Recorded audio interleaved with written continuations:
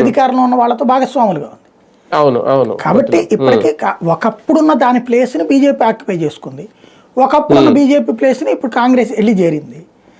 అయితే అది భవిష్యత్తు కాంగ్రెస్ పార్టీ పుంజుకోవాలి అంటే ఒకటి బీజేపీ మీద విరక్తి పుట్టాలి, రెండవది పార్టీని సంస్థాగత నిర్మాణం చేసుకోవాలి. బెంగాల్ 42 సీట్లు పెట్టుకుని అక్కడ 0 దానికి, అలాగే ఆంధ్రప్రదేశ్ 25 సీట్లు 0 దానికి.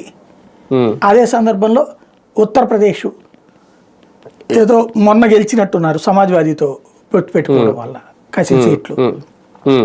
టోటల్గా వచ్చేటప్పటికి ఇండివిజువల్గా కాంగ్రెస్ పోటీ చేస్తే 0. దానికి బలం వచ్చింది ఎక్కడ? తమిళనాడు, తర్వాతన ఉత్తరప్రదేశ్లోనేమో గిఫ్ట్గా వచ్చినాయి సీట్లు. అదే సందర్భంలో సొంతగా సాధించుకుంది తెలంగాణలో 8, కర్ణాటకలో 9.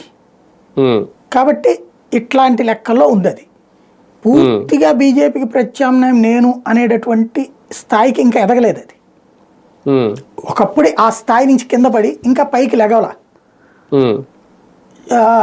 అది ఏం ఆశిస్తోంది? ప్రభుత్వ వ్యతిరేకతని సృష్టిస్తే మనదే అనుకుంటోంది. అది అమాయకత్వం. ప్రభుత్వ వ్యతిరేకత వన్ ఆఫ్ ద పార్ట్ అవుతుంది. సరే, ప్రభుత్వ వ్యతిరేకత చూస్తే కనుక కాంగ్రెస్ని కంపేర్ చేసినప్పుడు బీజేపీ 1000 రెట్లు బెటర్ అవుతుంది.